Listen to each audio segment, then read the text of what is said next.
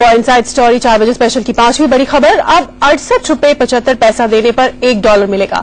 तेजी से गिर रहे रुपए को संभालने का उपाय देश के वाणिज्य मंत्री ने ढूंढ निकाला है। वाणिज्य मंत्री आनंद शर्मा ने कहा है कि अगर 500 टन सोना गिरवी रख दिया जाए तो इस समस्या से निजात पाया जा सकता है। वाणिज्य मंत्री के मुताबिक अभी सरकार के पास 31,000 टन सोना है।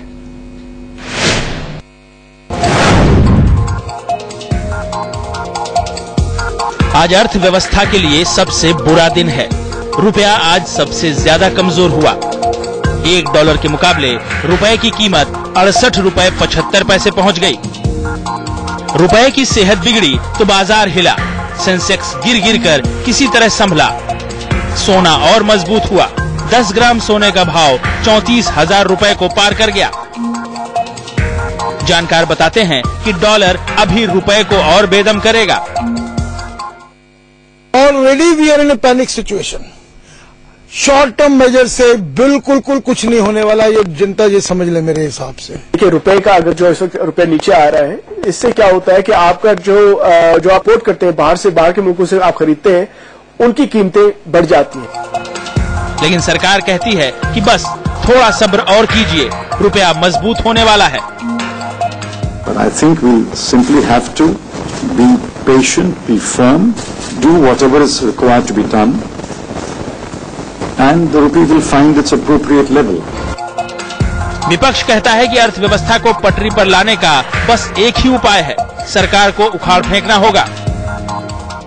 अब एक ही उपाय है, इस अर्थव्यवस्था के संकट से निकलने का एक ही उपाय है, और वह है कि आप चुनाव में चलिए, ये सरकार इस्तीफा दे। वित्त मंत्री कहे कि अब हम असमर्थ हो गए हैं, पूरी तरह फेलोर हैं, अर्थव्यवस्था हमसे नहीं संभल रही है, तो और अर्थशास्त्रियों की मदद लिया जाए। रुपया कमजोर हो रहा है तो क्या होगा?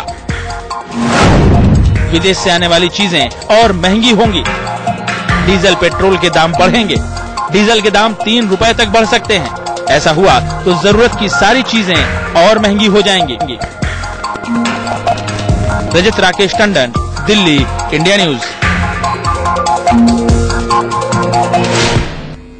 तो डॉलर के मुकाबले रुपया रिकॉर्ड स्तर तक गिर गया। आखिर लगातार क्यों कमजोर होता जा रहा है रुपया? एक एक कर हम आपको इसकी सारी वजह बताते हैं। पहली वजह डिमांड और सप्लाई। रुपए की कीमत में गिरावट में अर्थव्यवस्था का सीधा और सामान्य सिद्धांत काम करता है।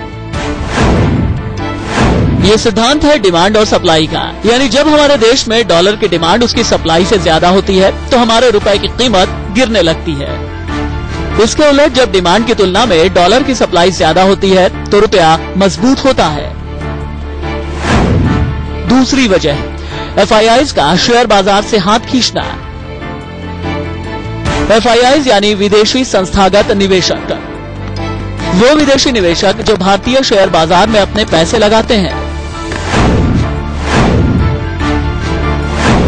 जब बाजार के बारे में नकारात्मक खबरें आती हैं, तो ये निवेशक अपना पैनिक बटन दबाते हैं और घबराहट में अपने पैसे बाजार से बाहर खींच लेते हैं। नतीजा ये होता है कि देश में आने वाला डॉलर बाहर चला जाता है और डॉलर की सप्लाई की तुलना में डिमांड बढ़ जाती है।